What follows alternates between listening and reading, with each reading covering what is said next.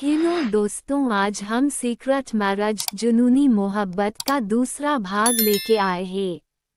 अगर आप हमारे चैनल पर पहली बार आए हैं तो चैनल को सब्सक्राइब करें ताकि कहानी के आगे के एपिसोड पब्लिश होते ही आपको नोटिफिकेशन मिल जाए। अब आगे 2 दिन ऐसे ही निकल गए। शिवांश भी अपने काम में बिजी हो गया और गौरी अपनी पढ़ाई में बिजी थी। पर वो जो भी जरूरतमंद मिलता उसकी मदद करने से पीछे नहीं हटती।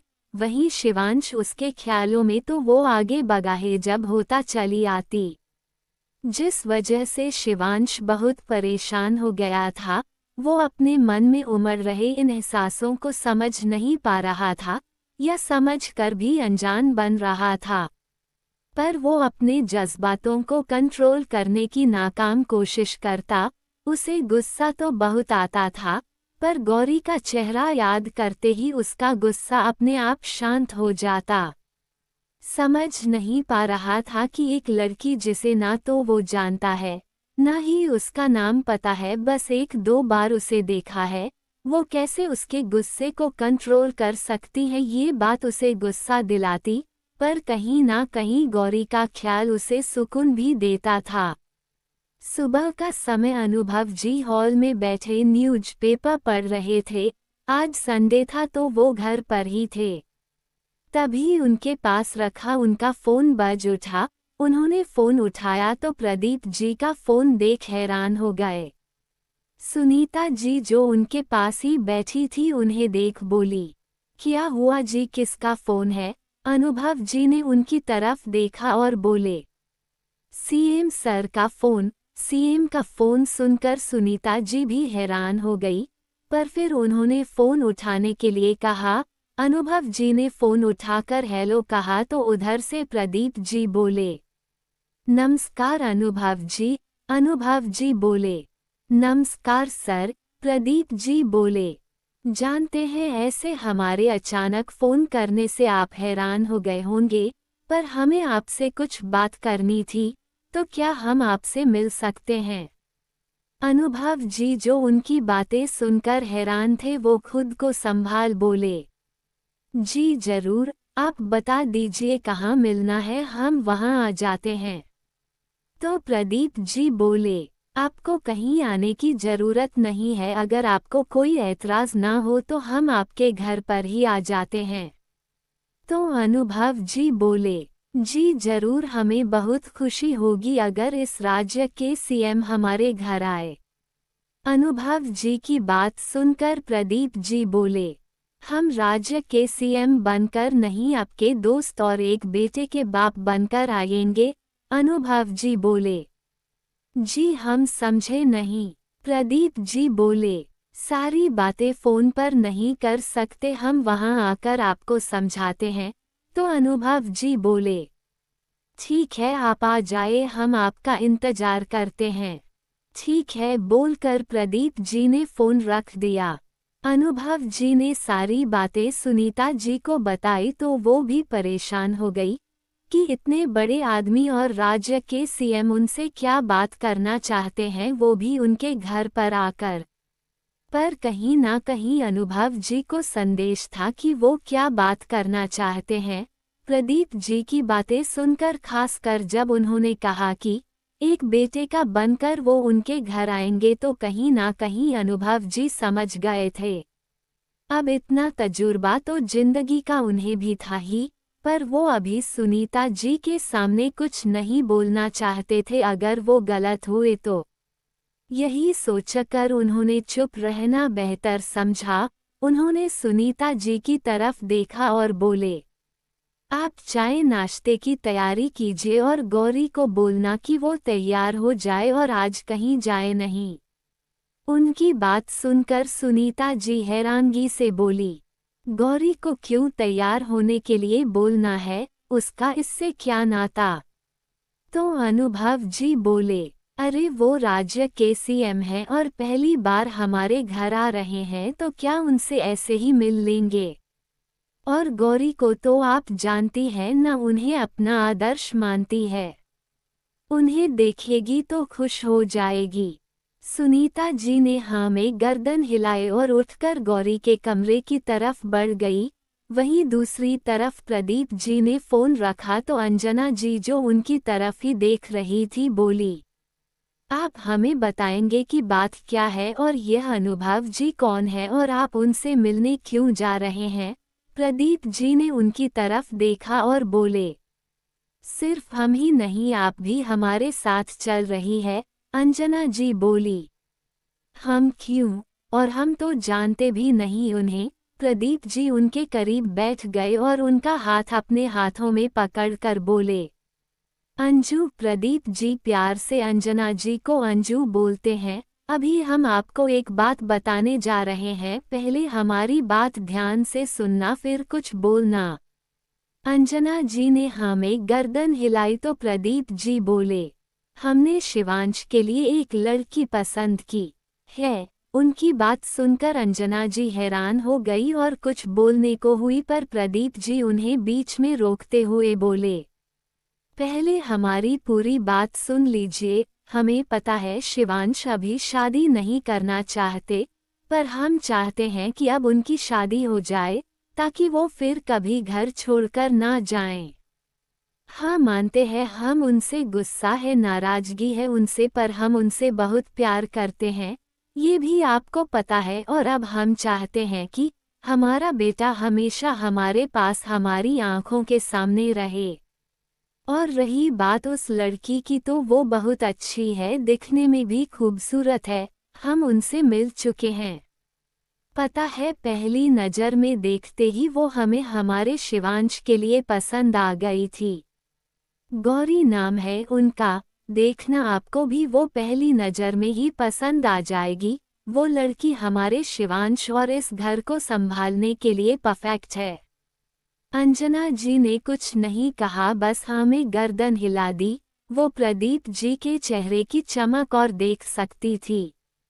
उन्हें बस यही डर लग रहा था कि अगर शिवांश ने इस बार भी उनकी बात नहीं मानी तो दोनों बाप बेटे का रिश्ता और खराब हो जाएगा और नाराजगी गुस्सा इन दोनों के बीच और भी बढ़ जाएगा। पर उन्होंने कुछ कहा नहीं। उन्होंने सोच लिया था कि वो खुद शिवांश से बात करेगी और इस शादी के लिए मनाएंगी। दोनों पति पत्नी घर से निकल पड़े ठाकुर हाउस जाने के लिए।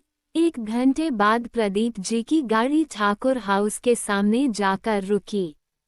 ड्राइवर ने पीछे का दरवाजा खोला तो प्रदीप जी चेहरे पर मास्क लगाए बाहर आए। उनके पीछे ही अंजना जी भी गाड़ी से बाहर आई। उन्होंने भी चेहरे पर मास्क लगा रखा था। आज वो अपनी सीएम वाली गाड़ी में नहीं बल्कि अलग गाड़ी में आए थे। उनके सिक्योरिटी उनके आसपास ही थी, भेष बदलकर उनकी रक्षा करने के लिए। वो घर के दरवाजे पर गए और बेल बजाई। अनुभव जी ने दरवाजा खोला तो सामने प्रदीप जी को देखकर हाथ जोड़े और फिर अंजना जी को देखकर भी हाथ जोड़े। उन्हें अंदर आने के लिए कहा। दोनों पति पत्नी अंदर आए। प्रदीप जी ने अनुभव जी को देखा और बोले, माफ करना ऐसे मास्क लगाकर आना पड़ा, पर क्या करें हमारा पद ही ऐसा है कि कहीं भी खुलेआम नहीं घूम सकते। अनुभव जी बोले, जी हम समझते हैं, आइए बैठिए। ये बोल उन्होंने प्रदीप जी और अंजना जी को सोफे पर बिठा दिया। तभी सुनीता जी भी किचन से पानी लेकर बाहर आ गई। उन्होंने भी दोनों को नमस्कार बोला और पीने के लिए पानी दिया। दोनों ने पानी पिया तो सुनीता जी गिलास लेकर किचन में जाने लगी तो प्रदीप जी उन्हें देखकर बोले, भाभी जी बैठिए, कुछ बात करनी है और हम चाहते हैं कि वो बात आप दोनों पति पत्नी के सामने हो। उनकी बात सुनकर सुनीता जी बैठ गई। तभी गौरी जो किचन में थी चाय नाश्ता लेकर बाहर आई। उसे देख प्रदीप जी के चेहरे पर मुस्कान आ गई। वहीं अंजना जी एकटक गौरी को देख रही थी। नीले रंग का अनारकली सूट, बालों को गूंथकर चोटी बनाकर एक कंधे पर रखी हुई थी। आंखों में काजल, होठों पर लिप बाम, हाथों में सूट से मैचिंग चूड़ियां और कोई भी मेकअप नहीं किया था जैसे आजकल की लड़कियां करती है। पर उस सादगी में भी वो बहुत प्यारी और खूबसूरत लग रही थी। अंजना जी तो उसकी खूबसूरती और मासूमियत में कहीं खोसी गई। गौरी के नमस्ते बुलाने पर वो होश में आई। उन्होंने गौरी को अपने पास बुलाया और प्यार से उसके सिर पर हाथ फेरा और बोली, आप बहुत प्यारी है। उनकी बात सुनकर गौरी मुस्कुरा दी। उसकी मुस्कान देखकर तो अंजना जी और भी खुश हो गई। इतनी प्यारी मुस्कान थी गौरी की, कोई उसकी मुस्कान पर अपना दिल हार दे। गौरी ने उन्हें चाय दी और एक तरफ जाकर अपनी मम्मी के पीछे खड़ी हो गई। तभी प्रदीप जी ने गौरी की तरफ देखा और बोले, शायद आपने हमें पहचाना नहीं बेटा, हम 2 दिन पहले आपको मिले थे सनशाइन होटल के बाहर जब आपने उन अनजान महिला की मदद की थी। उनकी बात सुनकर गौरी मुस्कुराई और बोली, ऐसा नहीं है अंकल, हमने आपको पहचान लिया था और वैसे भी आपको कोई चाहकर भी भूल नहीं सकता, आप हमारे राज्य के सीएम हैं। उसकी बात सुनकर प्रदीप जी मुस्कुरा दिए, फिर अनुभव जी की तरफ देखकर बोले, पर आज हम एक सीएम की हैसियत से नहीं बल्कि एक बाप होने के नाते आए हैं। अनुभव जी, आज हम आपसे कुछ मांगने आए हैं, उम्मीद है आप हमें मना नहीं करेंगे। उनकी बात सुनकर अनुभव जी ने एक नज़र अपनी पत्नी सुनीता जी की तरफ देखा और बोले, जी कहिए, हम आपके कुछ काम आ सके ये तो हमारे लिए सौभाग्य की बात होगी। तो प्रदीप जी बोले, सौभाग्य तो हमारा होगा अगर आपने हमारी बात मान ली और जो हम चाहते हैं वो हमें दे दिया तो। अनुभव जी बोले, जी बोलिए। प्रदीप जी ने अंजना जी की तरफ देखा तो उन्होंने पलकें झपकाई और बोलने का इशारा किया तो प्रदीप जी बोले, दरअसल हम आपकी बेटी का हाथ अपने बेटे शिवांश के लिए मांगने आए हैं। उनकी बात सुनकर यहाँ अनुभव जी और सुनीता जी हैरान होने के साथ साथ खुश भी थे, वहीं गौरी के तो होश उड़ गए। वो तो पहले अच्छे से पढ़ लिखकर एक अच्छी नौकरी करना चाहती है और कहाँ उसकी शादी की बात चल रही है। उसने अपने माँ पापा की तरफ देखा जिनकी आंखों में एक खुशी थी, जिसे महसूस कर गौरी चुपचाप वहां से किचन में चली गई।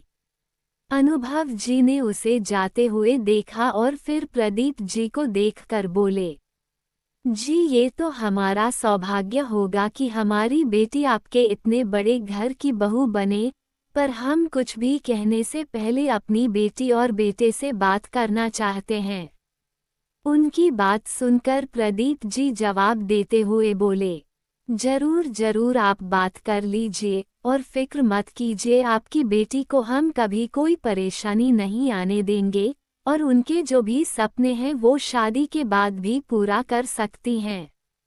अनुभव जी को ये सुनकर खुशी हुई, उन्होंने अपनी पत्नी को इशारा किया तो वो दोनों उठकर किचन की तरफ चले गए। यहाँ पर गौरी खड़ी कुछ सोच रही थी। अनुभव जी ने उसके कंधे पर हाथ रखा और अपनी तरफ घुमाया, तभी सुनीता जी उसके चेहरे पर हाथ फेरते हुए बोली, हमें तो यकीन ही नहीं हो रहा कि घर बैठे बिठाए हमारी बच्ची को इतना अच्छा मिल गया। हम तो कहते हैं कि उन्हें हाँ कर देते हैं, इतना घर परिवार है, हमारी बच्ची सुखी रहेगी। गौरी कुछ नहीं बोली, बस सिर झुकाए खड़ी रही। अनुभव जी ने उसके चेहरे को हाथों में भर ऊपर किया और उसे देखते हुए बोले, प्रदीप जी बहुत अच्छे इंसान हैं, उनका परिवार भी उनके जैसा ही अच्छा होगा, ये हम विश्वास के साथ कह सकते हैं। और उन्होंने कहा कि आप शादी बाद भी अपने सपने पूरे कर सकती हैं, वो आपका पूरा ध्यान रखेंगे। फिर भी आप बताओ बेटा, जैसा आप कहेंगे हम वैसा ही करेंगे। गौरी ने उनकी तरफ देखा और बोली, हम क्या बोले पापा, जैसा आप लोगों को ठीक लगे। ये बोल उसने फिर से नजरें झुका ली। वो ना बोलना चाहती थी पर उसने अपने माँ और पापा के चेहरे पर खुशी महसूस की तो वो ना नहीं बोल पाए। अनुभव जी ने उसके सिर पर हाथ फेरा और बोले, ठीक है, तो फिर मैं एक बार साकेत से बात कर लेता हूँ, एक बार उससे भी जान लेते हैं वो क्या कहता है। ये बोल उन्होंने साकेत को फोन किया और सारी बात उसे बताई। तभी दूसरी तरफ से साकेत बोला, जैसा आपको ठीक लगे पापा, पर एक बार गौरी से पूछ लेना कि वो क्या चाहती है। अगर उसकी हाँ है तो हमें भी कोई प्रॉब्लम नहीं। साकेत से बात करने के बाद अनुभव जी ने फोन रख दिया और गौरी के सिर पर हाथ फेर वो बाहर प्रदीप जी और अंजना जी के पास चले गए। साकेत से बात करने के बाद अनुभव जी बाहर प्रदीप जी और अंजना जी के पास आए। प्रदीप जी ने उन्हें देखा तो बोले, तो बताए अनुभव जी, क्या फैसला लिया आपने। अनुभव जी बोले, जी हमें कोई आपत्ति नहीं है, आपके खानदान से रिश्ता जोड़ना तो हमारा सौभाग्य होगा।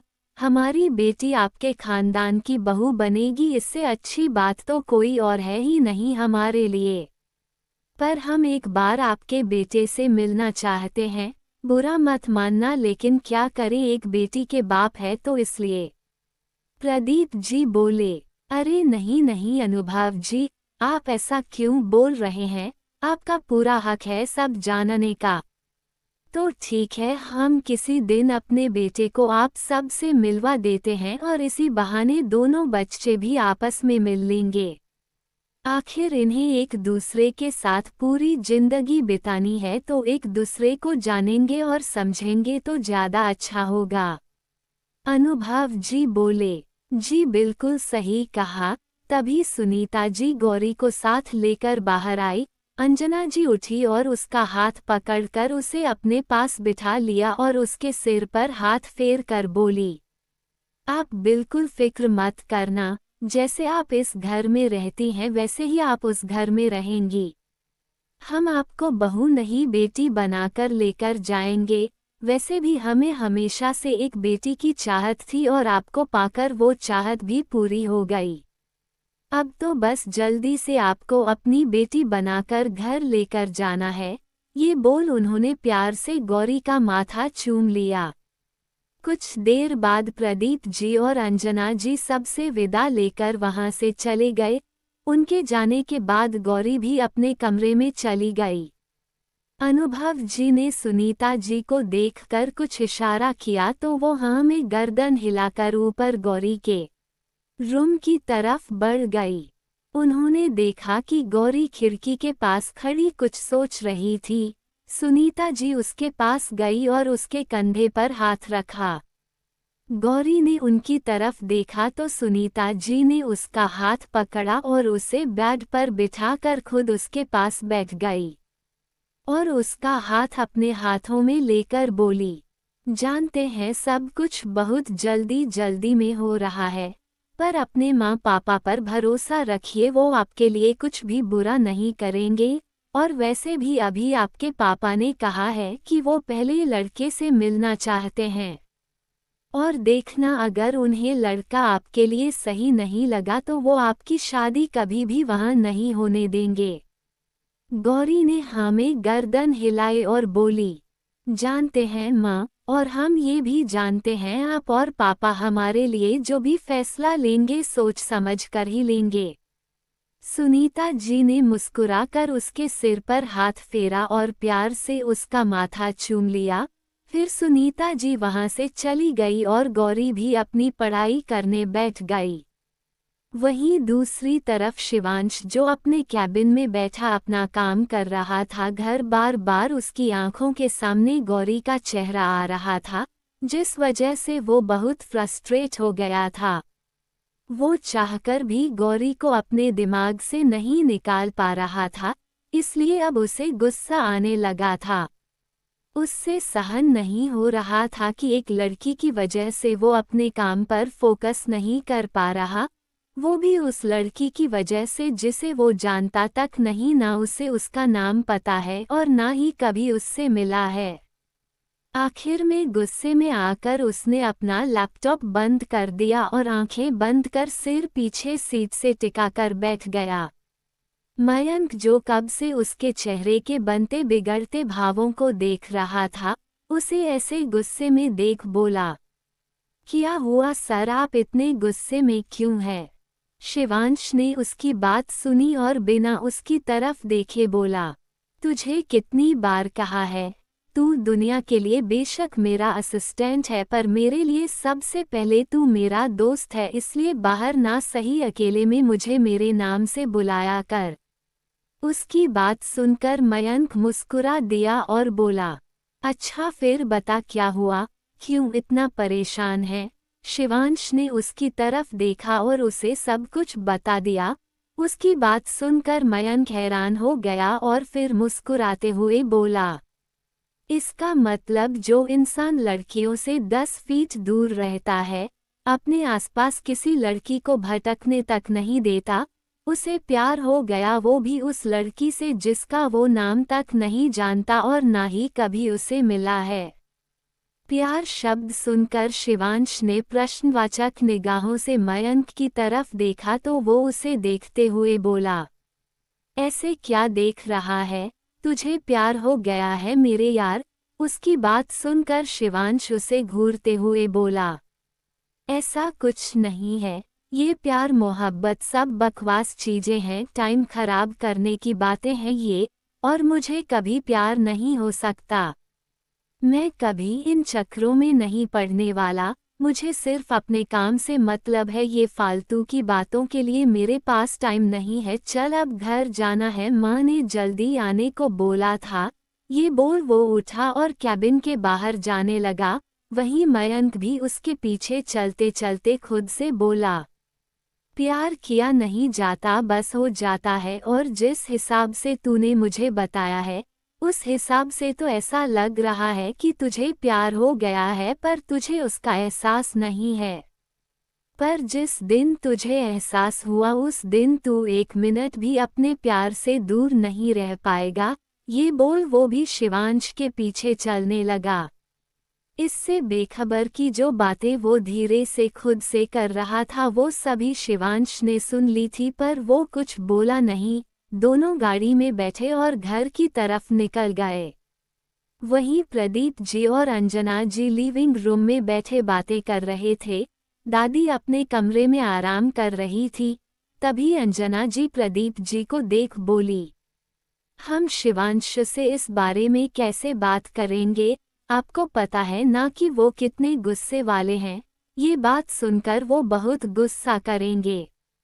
प्रदीप जी ने उनके हाथ पर हाथ रखा और बोले, आप फिक्र मत कीजिए, उनसे कैसे बात करनी है वो हम कर लेंगे, आप तो बस शादी की तैयारियां कीजिए।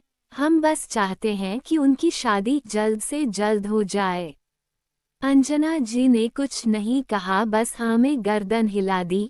पर वो जानती थी शिवांश की मर्जी के बिना उसका रिश्ता तय करना गलत है, और यह बात पता चलते ही वो बहुत गुस्सा करेंगे। पर वो कुछ नहीं कर सकती थी, उन्हें अपने पति की बात माननी ही थी। सूर्यवंशी हाउस, रात समय सब डिनर कर अपने अपने कमरे में आराम कर रहे थे। पर शिवांश टेरेस पर खड़ा आंखें बंद कर ठंडी हवाओं को महसूस कर रहा था। बाहर से वो जितना शांत दिखाई दे रहा था, उसके अंदर उतना ही तूफान मचा हुआ था। वो चाहकर भी गौरी को अपने दिलो दिमाग से निकाल नहीं पा रहा था। आज जब मयंक ने उससे पूछा कि क्या उसे गौरी से प्यार हो गया है तो उसकी बात सुनकर उसका दिल बहुत जोरों से धड़क उठा था। हाँ, उसने अपने चेहरे पर कुछ नहीं आने दिया और मयंक को भी मना कर दिया, पर वही जानता है कि उस समय उसके दिल में कैसे एहसास पैदा हो रहे थे। अभी वो आंखें बंद कर खड़ा बस यही सोच रहा था। आंखों के सामने अभी भी गौरी का चेहरा घूम रहा था। उसने आंखें खोली और बेचैनी से सामने देखते हुए बोला, कौन है आप?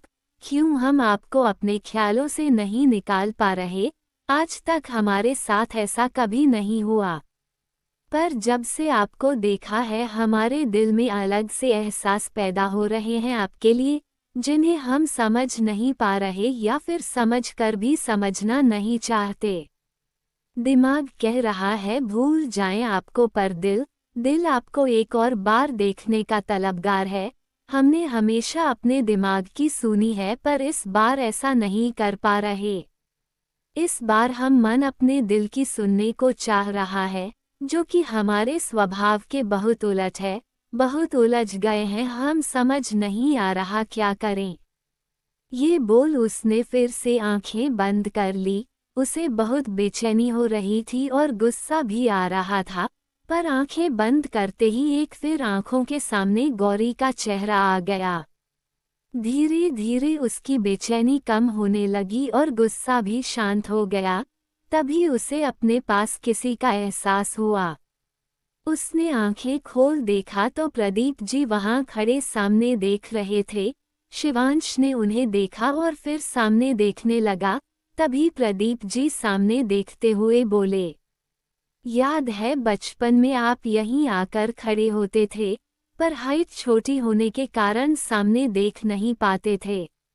इसलिए हमें गोद में उठाने की जिद करते थे।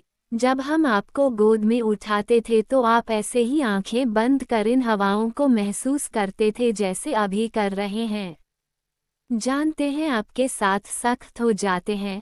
हम चाहते थे कि आप हमारी तरह राजनीति में आए और हमारे जैसे ही जनता सेवा करें। पर जब आपने हमारी बात ना मानकर बिजनेस शुरू करने का बोला था तो सच कहते हैं हमें बिल्कुल अच्छा नहीं लगा था। पर इसका मतलब यह नहीं था कि हम आपसे नफरत करेंगे क्योंकि आपने हमारी बात नहीं मानी। हमें गर्व है आप पर कि आपने अपने दम पर बिजनेस शुरू किया और आज उसे इस मुकाम तक लाए हैं कि भारत देश ही नहीं हर देश में लोग आपको जानते हैं और आपके साथ काम करना चाहते हैं। जब भी कोई हमारे सामने आपकी कामयाबी की तारीफ करता है तो हमारा सर फख्र से ऊंचा हो जाता है। मानते हैं जताते नहीं, पर हम भी आपसे बहुत प्यार करते हैं जैसे आप करते हैं हमसे, पर जताते नहीं। आपको क्या लगा हमें पता नहीं चलेगा कि आपने हमारी सिक्योरिटी के लिए सेक्रेटरी गार्ड्स हमारे पीछे लगा रखे हैं? पिता है हम आपके, सब जानते हैं आपके बारे में। उनकी बात सुनकर शिवांश बिना उनकी तरफ देखे बिना किसी भाव के बोला, जब आप सब जानते हैं तो फिर बताने और जताने से क्या फर्क पड़ता है? हमारे अपने सही सलामत है और हमारे साथ है, यही हमारे लिए काफ़ी है। प्रदीप जी बोले, ये भी सही है। वैसे भी आप हमारे जैसे ही है, बताने और जताने से ज़्यादा अपना फर्ज निभाने में विश्वास रखते हैं। वैसे हम यहाँ आपसे एक ज़रूरी बात करने आए थे। ये बोल वो शिवांश की तरफ देखने लगे। उनकी बात सुनकर शिवांश ने भी उनकी तरफ देखा तो उनके चेहरे पर संजीदगी के भाव देख वो कुछ नहीं बोला और चुपचाप उनकी तरफ देखने लगा। तभी प्रदीप जी उसे देखते हुए बोले, आपको पता है आप राजस्थान के कुंवर सा है और आगे जाकर आपको हुकुम सा की गद्दी पर बैठना है, जिसके आप वारिस भी है।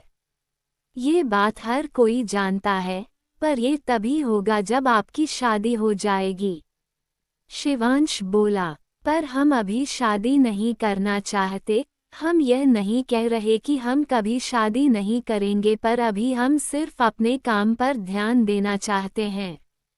प्रदीप जी की बात काटकर शिवांश बोला तो उसकी बात सुनकर प्रदीप जी बोले, पर आपको अभी शादी करनी पड़ेगी। आपकी बुआ सा आपकी शादी अपनी देवरानी की बेटी से करवाना चाहती है, और वो ऐसा क्यों चाहती है ये हम और आप अच्छी तरह से जानते हैं।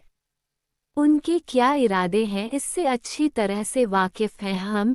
एक पल के लिए हम आपकी शादी उनकी पसंद की लड़की से करवा भी दे, क्योंकि अच्छा खानदान है और हमारे बराबर का भी है।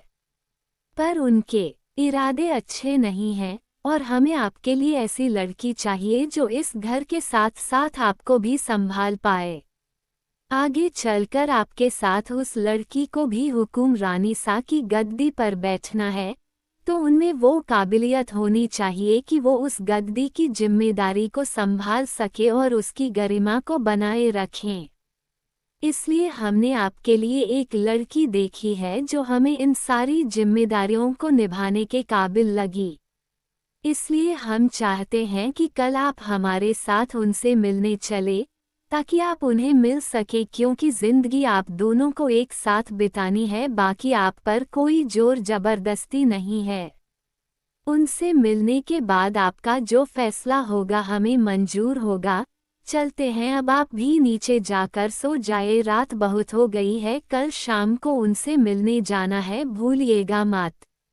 ये बोल प्रदीप जी वहां से चले गए। शादी का नाम सुनते ही शिवांश की आंखों के सामने गौरी का चेहरा आ जाता है, पर वो कुछ बोलता नहीं, बस अपने हाथों की मुट्ठियां भींच लेता है।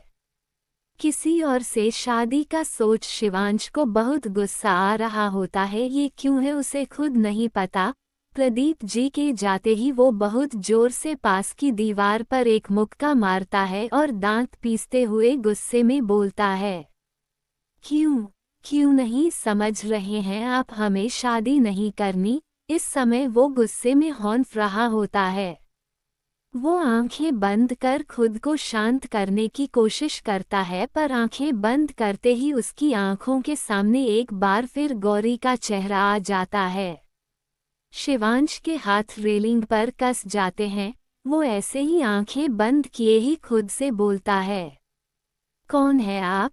क्यों हमें यह अजीब से एहसास हो रहे हैं? शादी की बात सुनते ही आपका चेहरा क्यों हमारी आंखों के सामने आ गया? क्यों इस शादी की बात सुनकर हमें ऐसा क्यों लग रहा है जैसे हम आपसे दूर हो रहे हैं?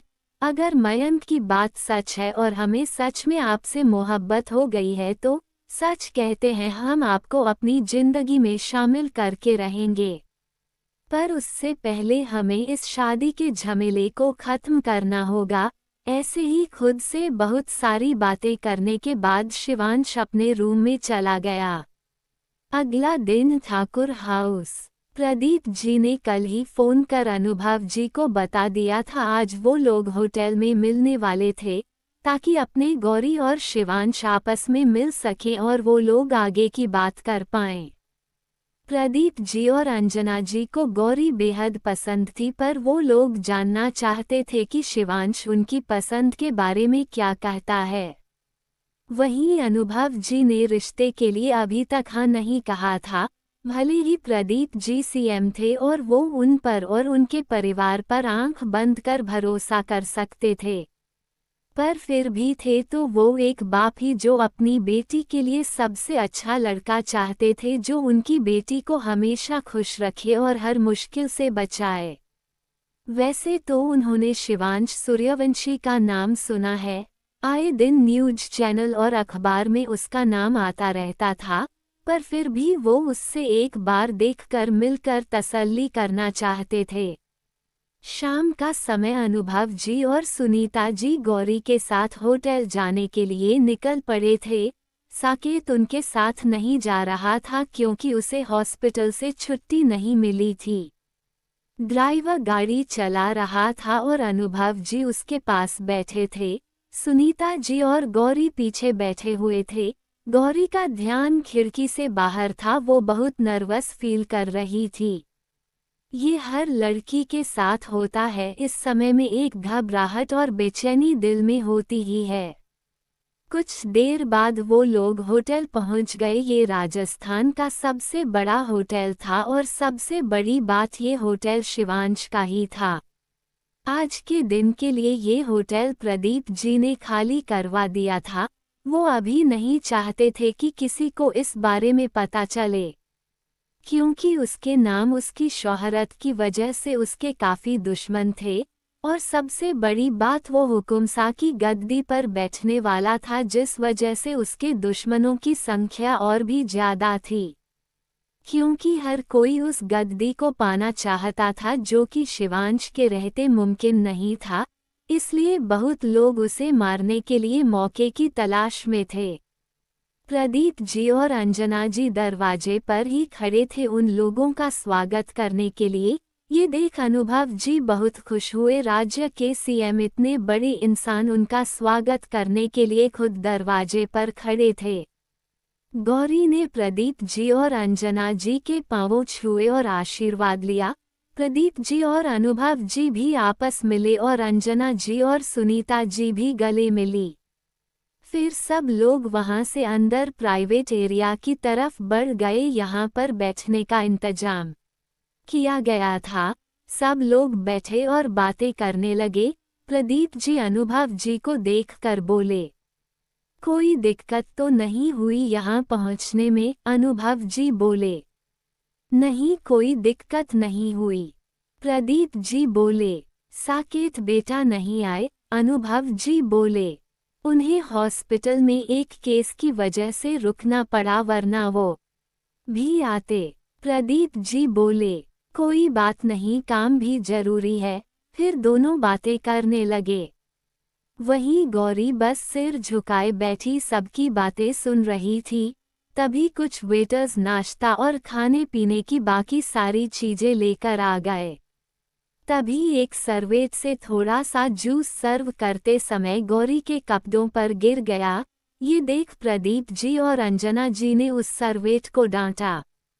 सर्वेट ने उन्हें सॉरी कहा तो गौरी ने सौम्य सी मुस्कान देकर उसे इट्स ओके कहा और फिर अपनी माँ की तरफ देख बोली, मम्मा हम ये साफ कराते हैं। सुनीता जी ने हाँ में गर्दन हिलाई तो गौरी उस वेटर को बाथरूम का पूछ उस तरफ बढ़ गई। तभी होटल के अंदर आ रहे शिवांश की नज़र उस पर पड़ी तो वो बहुत गौर से उसे देखने लगा, पर गौरी की पीठ उसकी तरफ थी। पर शिवांश ने एक तरफ से उसका थोड़ा सा चेहरा देख लिया था, जिसे देख उसकी धड़कनें बढ़ गई और आंखों के सामने एक बार फिर गौरी का चेहरा घूमने लगा। वो वहीं खड़ा होकर उस तरफ देखता रहा। यहाँ से गौरी गई थी। तभी मयंक जो उसके साथ ही था उसने उसे ऐसे खड़े देखा तो उसके कंधे पर हाथ रखा, जिससे वो होश में आया और अपने ख्यालों को झटक अंदर की तरफ बढ़ गया। उसे लगा कि शायद वो कुछ ज्यादा ही गौरी के बारे में सोच रहा है, इसलिए उसे वो दिखाई दे रही है। पर उसे नहीं पता था कि इतने दिनों से जिस लड़की ने उसके दिलों दिमाग पर कब्जा किया हुआ है, जो उसके ख्यालों में आकर उसे बेचैन कर रही है, उसे देखने और उससे मिलने के लिए ही उसके घर वालों ने उसे यहाँ बुलाया है। वो लोग प्राइवेट एरिया में गए। यहाँ सभी लोग बैठे हुए थे। शिवांश को देख प्रदीप जी बोले, लो शिवांश भी आ गए। उनकी बात सुनकर अनुभव जी और सुनीता जी भी उसकी तरफ देखने लगी। वो लोग उसे देख अपनी सीट से खड़े हो गए तो शिवांश ने आगे बढ़कर उनके पांवों छू लिए। अनुभव जी और सुनीता जी के चेहरे पर ये देख मुस्कान आ गई। उन्होंने उसे आशीर्वाद दिया। उन्हें बहुत अच्छा लगा ये देखकर कि इतना बड़ा इंसान पर अपने संस्कार नहीं भूला था। शिवांश जाकर एक तरफ सोफे पर बैठ गया। उसके साथ मयंक भी था। मयंक ने भी उनके पांवों छुए और शिवांश के साथ सोफे पर बैठ गया। प्रदीप जी ने मयंक की तरफ इशारा किया और बोले, यह मयंक है, शिवांश के दोस्त और उनके पिए। हमारे लिए ये शिवांश के जैसे ही है। उनकी बात सुनकर मयंक मुस्कुरा दिया। प्रदीप जी ने अनुभव जी की तरफ देखा और बोले, चलिए अब आप शिवांश से बात कर लीजिए और अपनी तसल्ली कर लीजिए कि इनके साथ शादी कर आपकी गौरी खुश रहेगी कि नहीं। उनकी बात सुनकर अनुभव जी मुस्कुरा दिए और बोले, ऐसी बात नहीं है प्रदीप जी, आपके परिवार पर और आप पर तो हम आंख बंद कर भी भरोसा कर सकते हैं, पर क्या करें, हमारी लाडो हमारी गौरी को लेकर हम कुछ ज्यादा ही चिंतित हो जाते हैं। वो अपने बारे में बिल्कुल नहीं सोचती, बस हर समय दूसरों की मदद करने में लगी रहती है, चाहे उसके लिए उनकी खुद की जान को खतरे में पड़ जाए। बस इसलिए उनके लिए ऐसा साथी चाहते हैं जो उन्हें संभाल पाए। जैसे हम उन्हें पलकों पर बिठाकर रखते हैं, वो भी उन्हें वैसे ही पलकों पर बिठाकर रखें। उनकी बात सुनकर प्रदीप जी मुस्कुरा दिए। वहीं शिवांश का दिल तो गौरी का नाम सुनकर ही तेजी से धड़कने लगा था। उसे समझ नहीं आ रहा था कि उसे क्या हो रहा है। इस लड़की के बारे में सोचकर और इसका नाम सुनकर उसे वैसे ही एहसास हो रहे हैं जैसे उसे उस लड़की के बारे में सोचकर होते हैं जो कि दिनों से उसके दिलों दिमाग पर छाई हुई है। तभी उसका ध्यान अनुभव जी की बातों से टूटा जो उससे उसके और उसके काम के बारे में पूछ रहे थे। शिवांश को गुस्सा तो बहुत आ रहा था, उसका मन यहाँ बैठने का बिल्कुल नहीं कर रहा था, पर अपने पिता की वजह से वो वहीं बैठा रहा और अनुभव जी के सवालों का जवाब देता रहा। गौरी को गए काफी टाइम हो गया था, तभी सुनीता जी बोली, गौरी अभी तक नहीं आई, कितना टाइम लग गया उन्हें। उनकी बात सुनकर बाकी सबको भी ध्यान लगा कि गौरी को काफी टाइम हो गया गए हुए। सुनीता जी गौरी की फिक्र करते हुए उठते हुए बोली, मैं देखकर आती हूँ। वो वहां से जाती उससे पहले ही प्रदीप जी उन्हें देखते हुए बोले, आप रुकिए, शिवांश देख आएंगे और दोनों बच्चों को बात करने का समय भी मिल जाएगा। वैसे भी आगे चलकर इन्हें एक दूसरे के साथ पूरी जिंदगी बितानी है। उनकी बात सबको सही लगी, इसलिए सबने हाँ में गर्दन हिला दी। वहीं शिवांश को ये सुनकर बहुत गुस्सा आया, उसकी मुट्ठियां गुस्से में भींच गई, पर उसने कुछ नहीं कहा और चुपचाप उठकर वहां से उस तरफ चला गया जिस तरफ उसने आते समय गौरी को जाते देखा था। वहीं बाथरूम में गौरी बार बार दरवाजा खटखटा रही थी जो बाहर से बंद था, पर उसकी आवाज सुनकर दरवाजा खोलने के लिए बाहर कोई भी मौजूद नहीं था। दरअसल गौरी ने अपना ड्रास साफ किया और फ्रेश होकर जैसे ही दरवाजा खोलने लगी तो देखा किसी ने दरवाजा बाहर से बंद कर दिया था। गौरी को बंद और अंधेरी जगहों पर डर लगता था, अभी भी वो डर हुई थी, दरवाजा खटखटा रही थी और बार बार दरवाजा खोलने के लिए बोल रही थी। तभी एकाएक बाथरूम की सभी लाइट्स बंद हो गई जिससे गौरी और भी ज्यादा डर गई और जोर जोर से दरवाजा खटखटाने लगी। उसकी आंखों से आंसू बह रहे थे, उसे अंधेरे से बहुत डर लग रहा था, डर की वजह से उसकी सांसें तेज हो गई थी। तभी शिवांश जो उस तरफ ही आ रहा था उसने दरवाजा खटखटाने की आवाज सुनी। उसने इधर उधर देखा पर वहम समझकर उसने अपना सिर झटक दिया। तभी एक बार और उसे दरवाजा खटखटाने और किसी के चिल्लाने की आवाज आई, उसके कदम उस तरफ बढ़ गए। उसने देखा तो ये लेडीज बाथरूम था जो बाहर से बंद था। तभी एक बार और किसी लड़की के पुकारने की आवाज आई जो थोड़ी धीमी थी, जो दरवाजा खोलने के लिए कहा रही थी। शिवांश ने देखा यह आवाज बाथरूम के अंदर से आ रही थी। तभी उसे याद आया कि जिस लड़की को वो देखने आया है वो भी तो इसी तरफ आई थी। आगे बढ़ जल्दी से दरवाजा खोला तो गौरी जो दरवाजे के पास ही खड़ी थी वो जल्दी से बाहर निकल शिवांश के गले लग गई। शिवांश जो इसके लिए तैयार नहीं था वो अपनी जगह पर जम गया, धड़कनें तेजी से धड़कने लगी। वहीं गौरी जो उसके सीने से लगी हुई थी उसकी पकड़ शिवांश बहुत मजबूत थी। डर की वजह से उसका शरीर कांप रहा था, जिसे महसूस कर शिवांश ने खुद को संभाला और उसे खुद से अलग करते हुए बोला, एक्सक्यूज़, आप ठीक है? तभी उसने महसूस किया कि गौरी कोई प्रतिक्रिया नहीं दे रही। उसने उसे खुद से दूर किया तो वो उसकी बाहों में झूल गई। जैसे ही शिवांश ने उसका चेहरा देखा उसकी आंखें हैरानी से बड़ी हो गई। जिस लड़की को इतने दिनों से वो चाहकर भी नहीं भूल पा रहा था, जिससे मिलने के लिए उसका दिल बेचैन हो रहा था, पर अपने सख्त स्वभाव की वजह से वो अपने एहसासों को झुठला रहा था। उसे नहीं पता था कि उसके माता पिता ने उसी लड़की को उसके लिए चुना है। ये सोच उसका दिल खुशी से झूम उठा, पर वही गौरी को इस हालत में देखकर उसके दिल में एक टीस सी उठी। उसने जल्दी से गौरी को अपनी बाहों में उठाया और मयंक को आवाज देते हुए एक रूम की तरफ भागा जो इस होटल में हमेशा उसके लिए बुक रहता था। आगे के एपिसोड सुनने के लिए बने रहे मेरे साथ। कहानी पसंद आई हो तो वीडियो को लाइक, शेयर और कमेंट करें।